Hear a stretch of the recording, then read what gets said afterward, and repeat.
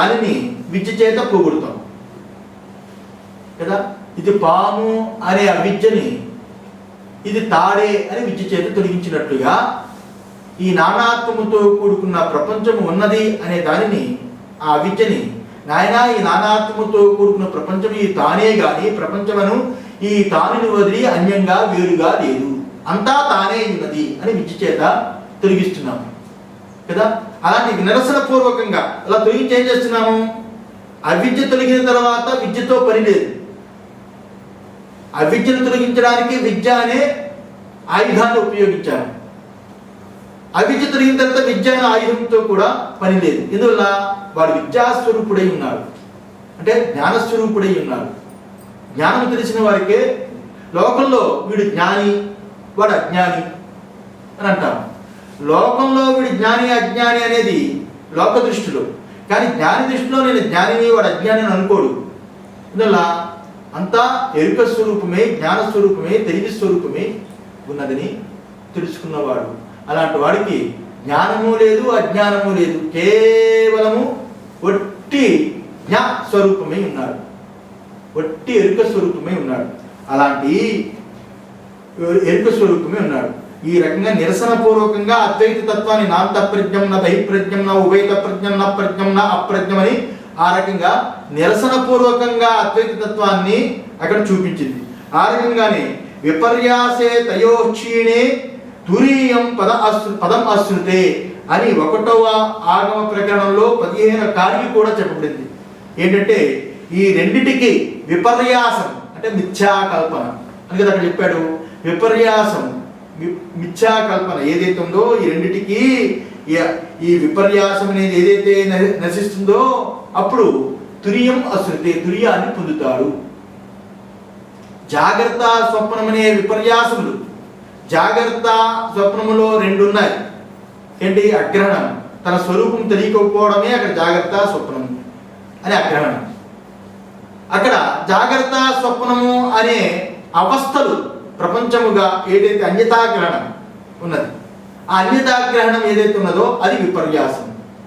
అన్యతాగ్రహణంతో కూడుకుని అనేక వికల్పాలు చేసేది ఏదైతే ఉందో అది విపర్యాసం, విపరీత బుద్ధి విపర్యాసం.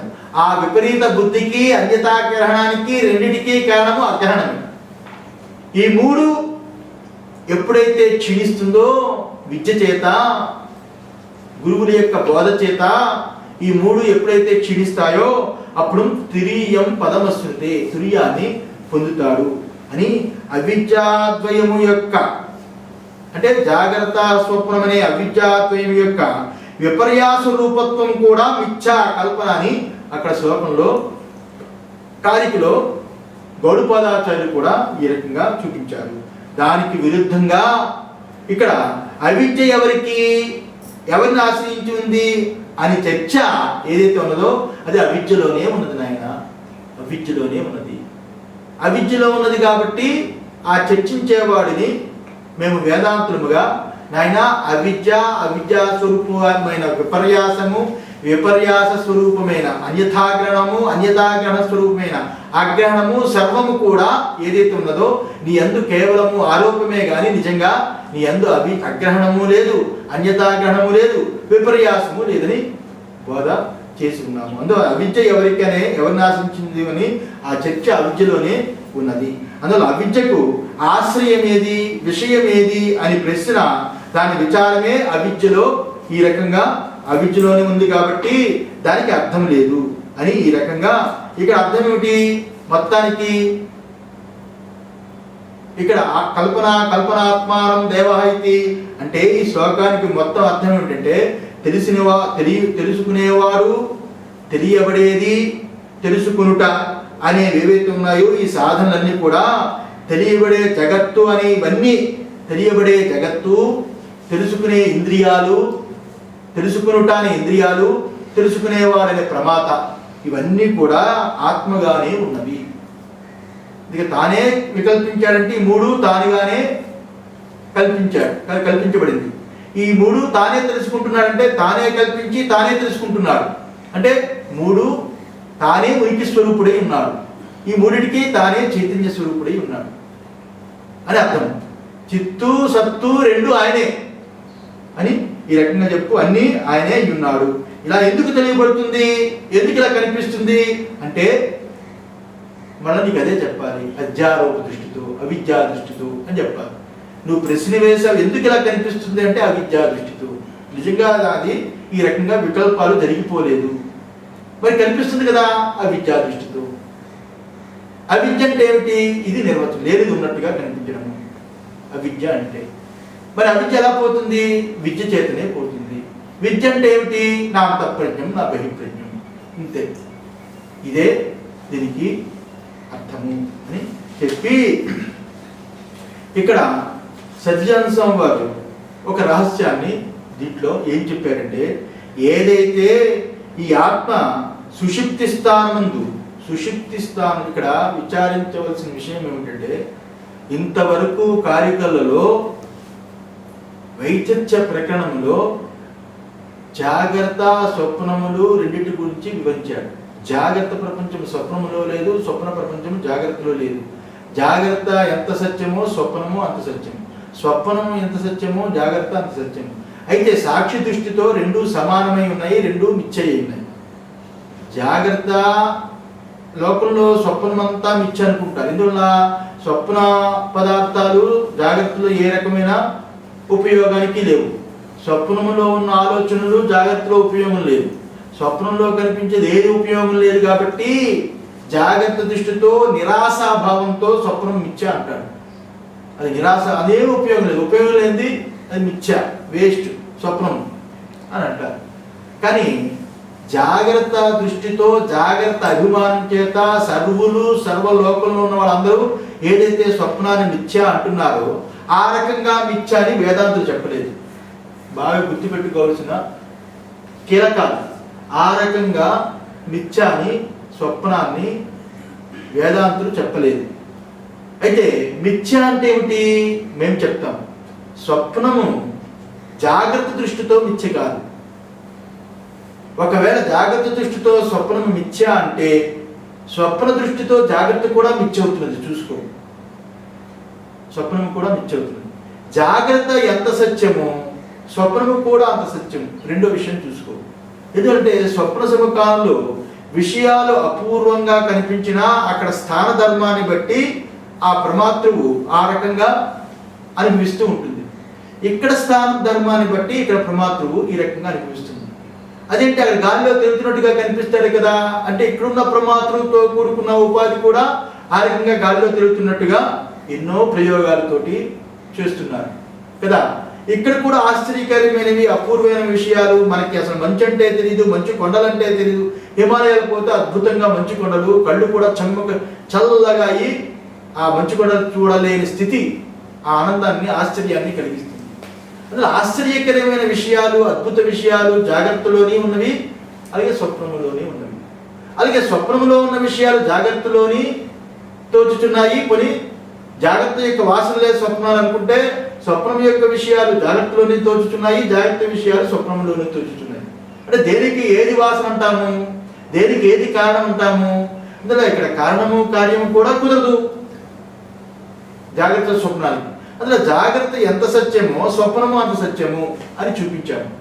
అంటే స్వప్నం మిథ్య, స్వప్నం మిథ్య, స్వప్నంలో ఏమీ లేదు, అదంతా కేవలం కళ్ళ అని లోకంలో చెప్పిన దానికి స్వప్నం కూడా జాగ్రత్త అంత గొప్పదని బిల్డప్ ఇచ్చి దాన్ని చూపించి జాగ్రత్త స్వప్నము రెండు మాత్రము తెలుసుకునే సాక్షికి ఈ రెండు సమానమై ఉన్నవి. ఈ సాక్షి యందు రెండు మిథ్య ఉన్నాయి. అందులో సాక్షి యందు రెండు మిథ్య అవ్వాలి, కానీ జాగ్రత్త యందు స్వప్నం మిథ్య అవ్వకూడదు. జాగ్రత్తలో స్వప్నం మిథ్య అనేది తప్పు తెలివి. సాక్షి అనుభవం యందు రెండు మిథ్య అనేది నిజమైన సరి అయిన తెలివి కదా. అందువల్ల ఇక్కడ కారికాకారులు కూడా రెండూ స్వప్నాలే అని చెప్పారు. ఏ దృష్టితోటి? సాక్షి అనుభవం చేత రెండూ స్వప్నాలే అని చెప్పారు. అలాంటి సాక్షి యందు రెండు సమానమైన మిథ్యలై ఉన్నాయి. జాగ్రత్త దృష్టి యందు స్వప్నమే మిథ్య ఉన్నది. అయితే ఇప్పుడున్న వేదాంతులు జాగ్రత్త యొక్క వాసన స్వప్నాలు, జాగ్రత్త యొక్క వాసన స్వప్నాలు అని చెప్పి స్వప్నం ఎలా మిథ్యో జాగ్రత్త అలా మిథ్య అని చెబుతున్నప్పుడు ఇక్కడ భావమే అయిపోతుంది. అంటే ఇది కూడా స్వప్నం లాంటిదే, అంటే ఇది కూడా స్వప్నం అంటే ఏ రోజు ఆ రోజు స్వప్నం పోతూ ఉంటాయి, ఏది అలా పోదు కదా అని మళ్ళీ వాడికి భ్రాంతి కలుగుతుంది. అందువల్ల పుట్టడము స్వప్నమే, చావు స్వప్నమే, చచ్చిన తర్వాత ఇదంతా ఉండదు కదా అనుకుంటాడు. వీడు చచ్చేది ఉండదా? ఈ చావు పుట్టుకలతో కూడుకున్న ప్రమాత్రం చనిపోతే ప్రపంచం ఉంటుంది, సాక్షి అనుభవంతో చూసినప్పుడు ప్రపంచం ఉండదు కదా. అందువల్ల ఇక్కడ సాక్షి అనుభవం చేత రెండు మిచ్చులని చెప్పాలి కానీ జాగ్రత్త దృష్టితో మిచ్చని చెప్పి వేదాంతాన్ని మొదలు పెడితే అది సరిపోదు. అందువల్ల సాక్షి అనుభవం చేత రెండు సమానమై ఉన్నాయి అని ఈ రకంగా చెప్తూ ఇవి రెండు ఎక్కడ మిథ్యని తెలుస్తుంది? సాక్షి అని. రెండు ఎక్కడ అడుగుతున్నాయని చెప్పింది శృతి? ఈ యొక్క సుషుప్తి స్థానమందు సుషుప్తి స్థానమందు ఏకీభూతుడై ప్రజ్ఞానుగనుడై ఉంటాడని చెప్పింది, అంతే కదా. సుషుప్తి స్థానమందు స్వప్న జాగ్రత్తలు రెండూ కూడా ఏకీభూతుడై ప్రజ్ఞానుగనుడై ఉంటాడు, అందువల్ల ప్రాజ్ఞుడు అని చెప్పాడు అక్కడ. అంటే అక్కడ జాగ్రత్త స్వప్నము ఇంతవరకు రెండింటిని చూపించి ఇప్పుడు తానే రెండింటిని వికల్పిస్తున్నారు అని ఇక్కడ చెప్పింది. దీనికి అర్థం ఏమిటి? సుషుప్తిని తీసుకున్నా అక్కడ ఆ అనుభవం, సుక్షిప్త అనుభవాన్ని తీసుకున్నప్పుడు రెండూ తానే అందే ఏకీభూతుడై ఉంటాడు, ప్రజ్ఞానుగుణుడై ఉంటాడు అన్నప్పుడు అక్కడ సుషుప్తి కారణమైంది కదా. ఇక్కడ కారికను బట్టి చూసుకున్నప్పుడు కూడా ఈ వికల్పాలకి తానే కారణం చెప్పింది.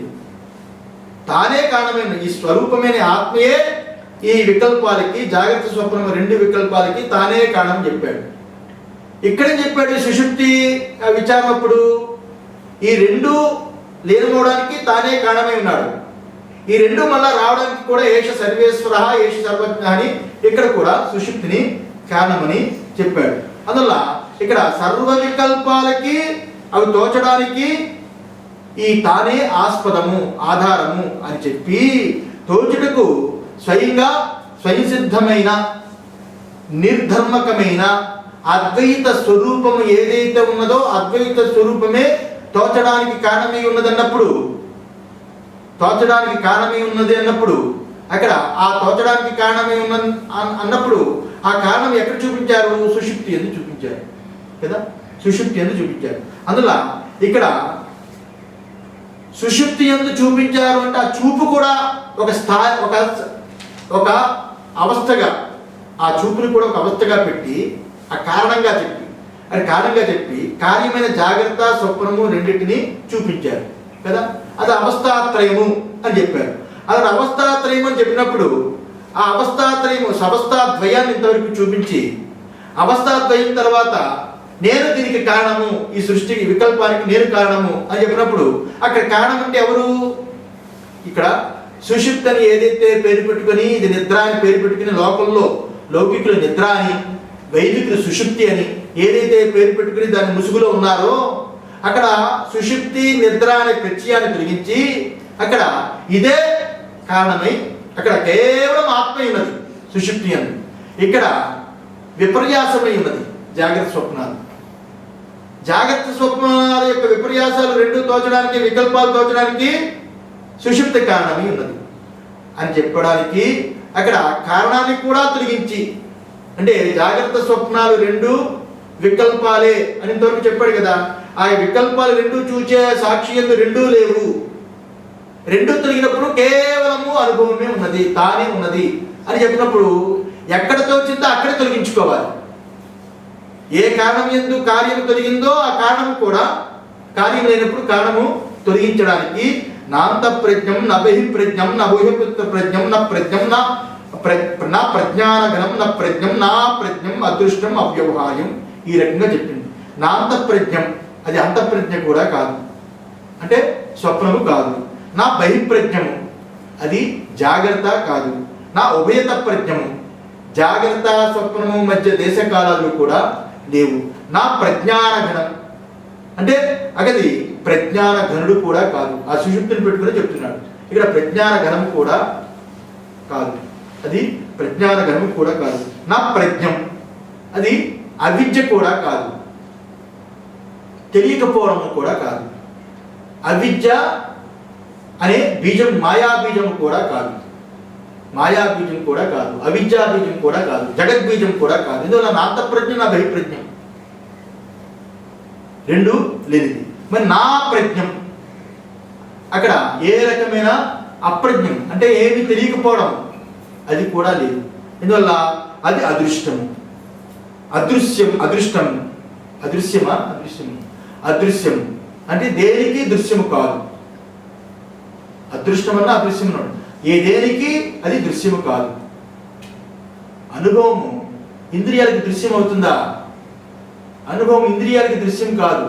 అనుభవం చేత ఇంద్రియాలు దృశ్యాన్ని చూస్తుంది. అందులో అనుభవం దేనికి దృశ్యం కాదు. అవ్యవహారం ఇంద్రియాలు లేవు కాబట్టి వ్యవహారం లేనిది. అగ్రాహ్యము గ్రహించడానికి కర్మేంద్రియాలు లేనిది. అలాగే అలక్షణము ఏ లక్షణము లేనిది. ఏ లక్షణము లేనిది. లక్షణ అలక్షణము అని ఇందులో లక్షణాసిద్ధి లక్షణాసిద్ధి ప్రమాణసిద్ధి అని ఈ తార్కికులు లక్షణాసిద్ధి అని వాడతారు. ఏ లక్షణము లేనిది. అలాగే అచించము చింతించడానికి మనసు లేనిది. అవ్యపదేశ్యము ఉపదేశించడానికి ఏ రకమైన లేనిది. ఏకాత్మ ప్రత్యయసారము అంటే ఇక్కడ ఏకాత్మ ప్రత్యయసారము ఈ విషయాన్ని నేను అనే ప్రత్యయం చేత నేను అనే ప్రత్యయం ఏదైతుందో దాని సారమే ఉన్నది. నేను అనే ప్రత్యయం యొక్క సారమే ఉన్నది. ఎప్పుడు నేను తోస్తుందో దాని యొక్క సారమే ఈ తాని నా అంతఃప్రజ్ఞ నా బహిప్రజ్ఞ ఉన్నది అని సారమే ఉన్నది. అది ప్రపంచోపశమం. అక్కడ ప్రపంచము పూర్తిగా ఉపశమమై ఉన్నది. శాంతం శివం మంగళ స్వరూపమే శాంత స్వరూపమే అద్వైత స్వరూపమే ఉన్నది. అందువల్ల ఈ రకంగా ఏదైతే చెప్పబడిందో అది కళా మెలకువలు రెండు కళా మెలకువలు మిథ్య అన్నప్పుడు ఊరక తోచుటియే అన్నప్పుడు ఇక్కడ కళా మెలకువలు రెండు ఇక్కడ శృతి ఏం చెప్తున్నది? కళా మెలకువ రెండు మిథ్యయే ఊరక తోచేవే అని ఈ రకంగా చెప్తుంది కదా. అయితే ఇప్పుడు సుషుప్తి యందు ఇప్పుడు ఆత్మ ఇక్కడ జాగ్రత్త ఉన్నదంటే ఇక్కడ సుషుప్తి యందు మళ్ళీ ఏం చెప్పింది? ఇక్కడ ఆత్మ జగత్తు యొక్క విషయాన్ని ప్రభవాప్యయౌ హి భూతానా అంటే సర్వప్రాణులు పుట్టుకకి మరణానికి సుషుప్తి కారణం చెప్పింది. ఈ కారిక ఏదైతే ఉందో ఆ మంత్రానికి తేడా ఏమున్నది? సర్వ వికల్పాలకి నేనే కారణమే ఉన్నాను, ఆ వికల్పాలు తెలుసుకున్న వాడిని నేనే అయి ఉన్నాను అన్నప్పుడు సుషుప్తి గురించి ప్రభవాప్యయో హి భూతాన ఈ సుషుప్తి ఈ యొక్క జాగ్రత్త స్వప్నానికి అదే కారణమే ఉన్నది. తోచడానికి లీనము కావడానికి ఇదే కారణమే ఉన్నది అన్నప్పుడు దానికి దీనికి ఏది తేడా ఉన్నది అంటే అక్కడ జాగ్రత్త స్వప్నము యొక్క దృష్టి చేత సుషుప్తి అని అన్నామే కానీ అది తురియమే అయినది. జాగ్రత్త స్వప్నం అనే కార్యం తోచినప్పుడు అది కేవలం కార్యం తొలిచే వరకు దాని కారణంగా ఉపయోగించుకున్నాం. కార్యమే తొలగినప్పుడు ఆ కారణం అనే దాన్ని కూడా తొలగిస్తున్నది శాస్త్రం. అదే ఇక్కడ చేస్తుంది. ప్రభవాప్యయో హి భూతానం ఈ రకంగా అక్కడ కారికని ఇక్కడ కారికని లక్ష్యంలో పెట్టుకుంటే తత్వము పరమార్థము తెలియబడుతుంది. ఈ రకంగా ముందు చూపించిన విధంగా జాగ్రత్త స్వప్నము రెండు సమానంగా మిథ్యలే ఉండడం చేత అక్కడ ఉన్న ప్రపంచము పుట్టవలసిన పని లేదు. రెండు మిథ్య. జాగ్రత్త స్వప్నము రెండు సమానంగా మిథ్య ఉన్నాయి. ఎవరి యందు? ఈ స్వరూపమైన అనుభవం యందు. సుషుప్తి యందు రెండు తోచటం లేదు, రెండు మిథ్యలై ఉన్నాయి. అనుభవమే ఉన్నప్పుడు అక్కడ ఆ యొక్క అనుభవాన్ని పెట్టుకుని విచారించినప్పుడు అక్కడ పుట్టడానికి పనే లేదు. ఏది కూడా పుట్టవలసిన పని లేదు, లయము పని లేదు. అనుభవాన్ని పెట్టుకున్నప్పుడు దాని యందు ఇలా పుడుతున్నదని కానీ మళ్ళీ దాని యందు ఇలా లీనమవుతున్నాయి కానీ జాగ్రత్త స్వప్నము రెండు మిథ్య అని తెలిసింది. రెండు మిథ్య అని తెలిసినప్పుడు రెండు తొలగిన అనుభవమే ఉన్నాడు. అనుభవంలో ఉన్నప్పుడు అక్కడ రెండవది తోచలేదు, అనుభవమే ఉన్నాడు. అప్పుడు పుట్టవలసిన పని లేదు, లీనమవలసిన పని లేదు. అనుభవ సమకాలంలో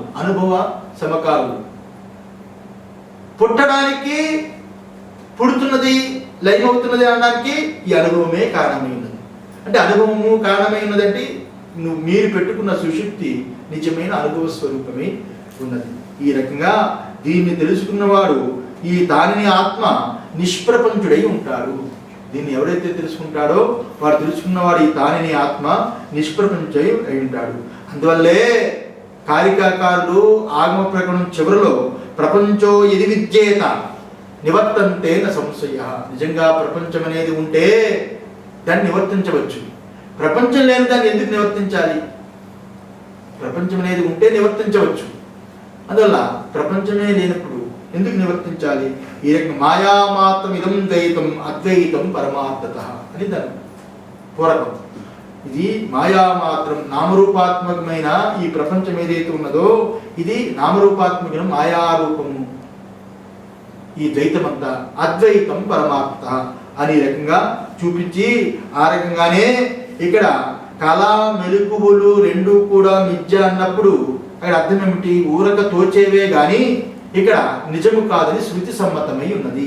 ఇందుకు అవస్థాత్రయాన్ని చూపి కారికలో ఇక్కడ అనుభవ సమ్మతమైన యుక్తులను పరిశీలించి చూస్తే ఇక్కడ ఈ రెండిటికి పరమార్థముగా ఆత్మ తప్ప రెండవది లేనే లేదు. ఆత్మయందు ఈ అనుభవం యందు వాస్తవంగా ఈ అనుభవంలో నిద్ర లేదు. అలాగే ఈ అనుభవంలో నిద్ర లేదు, కళ లేదు, అలాగే జాగ్రత్త లేదు. జాగ్రత్త స్వప్నము రెండు చూచేవాడికి జాగ్రత్త లేదు, స్వప్నము లేదు. ఎంత నిజమో! వాడు జాగ్రత్తలో ఉంటే జాగ్రత్తను చూడలేడు, స్వప్నంలో ఉంటే స్వప్నాన్ని చూడలేడు. జాగ్రత్త స్వప్నము రెండిటికి వేరుగా ఉండి జాగ్రత్త స్వప్నము రెండు ఎవరైతే చూస్తున్నాడో వాడికి జాగ్రత్త స్వప్నము ఏ రకంగా లేదో ఆ రకంగానే వాడు ఎందు నిద్ర కూడా లేదు. నిద్ర కూడా ప్రత్యయమే. జాగ్రత్త స్వప్నం ఎలా ప్రత్యయమో రెండూ లేనిది ఏదైతే ఉన్నదో ఆ యొక్క లేని శూన్యము నిద్ర అనేది కూడా ఆయనకి ప్రత్యయమే అయి ఉన్నది. చెప్తూ అథాత ఆదేశో నేతి నేతి ఇత్యాది శృతులు ఈ రకంగా చెప్పాయి. అంటే అథాత ఆదేశో నేతి నేతి, ఆ తరువాత అందువలన అథాత ఆ తరువాత అందువలన ఆదేశో నేతి నేతి బ్రహ్మము యొక్క ఉపదేశము ఈ రకంగా చెప్పబడింది. ఏమని? జాగ్రత్త కాదు, స్వప్నము కాదు, ఇది కాదు, ఇది కాదు, నేతి నేతి.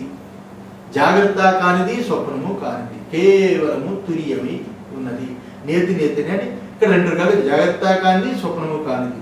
జాగ్రత్త స్వప్నం అనే కార్యము కానిది, అక్కడ నిద్ర అనే కారణము కానిది. ఈ రకంగా తీసుకున్న కార్యకారణములు కానిది అని నేతి నేతని చెప్పింది.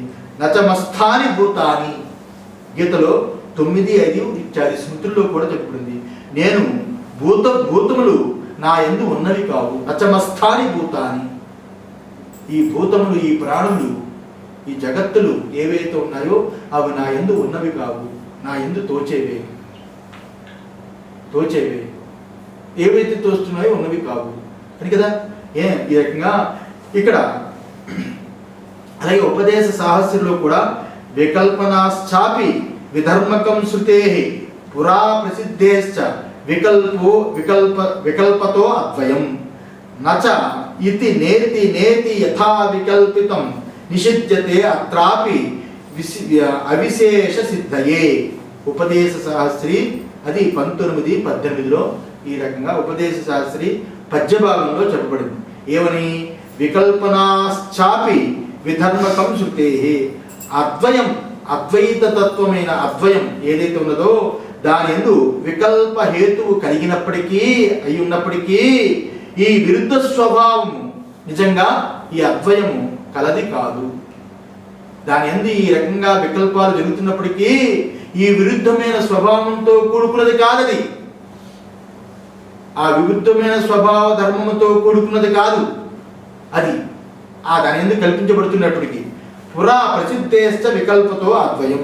శృతి ముందు ఈ రకంగా ప్రసిద్ధమే చెప్పింది. దాని యందు ఈ రకంగా అద్వయం యందు ఈ రకంగా వికల్ప హేతువు, వికల్ప కారణాలు చూపిస్తున్నప్పటికీ నిజంగా ఇలాంటి విరుద్ధ స్వభావంతో కూడుకున్నది కాదని చెప్పి ఈ రకంగా శృతి చెప్తున్నది. ఏ రకంగా నచయితి నేతి నేతి యథా వికల్పితం, ఏదైతే ఈ రకంగా వికల్పాలు శృతే చెప్పి పాపం శృతి మాత మనం ఖండించడానికి ప్రపంచం ఎలా వచ్చిందంటే నా నుంచే, అంటే తన స్వరూపాన్ని చూస్తాడని ఉద్దేశం చేత నా నుంచి అని ముందు చెప్పింది. అయితే నీ యందు ఇవన్నీ ఉన్నాయా, నచమస్థాని భూతాన్ని భగవంతుడు చెప్పినట్టుగా నా యందు ఈ భూతములు లేవని నేతి నేతి ఇత్యాది వాక్యముల చేత ఆ వికల్ప జాతాన్నంతటిని కూడా నిషేధిస్తున్నది. అందువల్ల అత్రాపి అవిశేష సిద్ధయే, అందువల్ల ఈ అద్వైత తత్వము ఏ విశేషములు లేనిది అని ఈ రకంగా ఉపదేశ శాస్త్రయందు చూపించింది. అంటే తన స్వరూపమైన తన యందే రెండు అవస్థలు తోచుచున్నవి, కానీ మూడో అవస్థ కేవలము రెండు అవస్థల వల్ల తోపిక మాత్రమే, కారణమనే చెప్పడము ఈ కార్యం చేస్తుంది. ఈ కార్యమనే జాగ్రత్త స్వప్నము రెండు మిథ్యలు సమానము రెండు అనుభవం లేవు అని చెప్పినప్పుడు అవస్థలే లేనిది అని ఈ రకంగా ఈ కార్యకి ఈ రోజుతో సమాప్తమైంది. ఓం సహనావతు సహనోపనస్తు సహవీర్యం ప్రభావై తేజస్వినావతీతమస్తు మా విశేషాలు. ఓం శాంతి శాంతి శాంతి.